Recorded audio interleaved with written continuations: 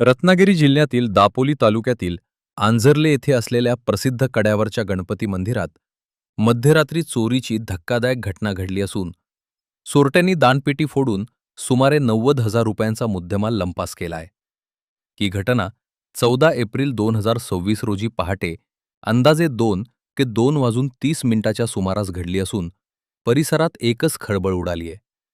चोरट्यांनी मंदिराच्या आवाराबाहेर असलेल्या बुरुजाखाली ही पेटी फोडून त्यातील सुमारे 90,000 रुपयांची रोकड आणि लॉकर घेऊन चोरटे पसार झाले. या घटनेमुळे आंझर्ले परिसरात संतापाची लाट असून देवस्थानच्या सुरक्षिततेचा प्रश्न ऐरणीवर आलाय. ही संपूर्ण चोरीची घटना मंदिरातील सीसीटीव्ही कॅमेऱ्यात कैद झाली आहे. 14 एप्रिल रोजी पहाटे 2:20 सुमारास 4 अनोळखी व्यक्तींनी तोंडाला मास्क आणि डोक्याला कानटोपी लावून मंदिरात प्रवेश केला. निळ्या रंगाचे जॅकेट आणि काळ्या पॅन्टमधील या चोरट्यांनी पहारीसारख्या हत्यारानं कुलूप तोडले.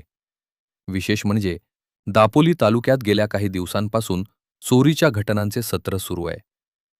5 दिवसांपूर्वीच गव्हे पवारवाडी येथे 13 लाखांची चोरी झाली असतानाच आता सीसीटीव्ही यंत्रणा असलेल्या मंदिरात चोरी झाल्यानं पोलिसांसमोर मोठे आव्हान उभे राहिले. घटनेची माहिती मिळताच पोलीस निरीक्षक महेश तोरसकर यांनी पथकासह घटनास्थळी भेट देऊन तपासाची चक्र फिरवली आहेत. आरोपींनी मास्क लावले असले तरी तांत्रिक पुराव्यांच्या आधारे त्यांचा शोध घेतला जात असून लवकरच त्यांना जेरबंद करण्यात येईल असा विश्वास पोलिसांनी व्यक्त केलाय. पुढील तपास पोलीस उपनिरीक्षक पाटील करत आहेत.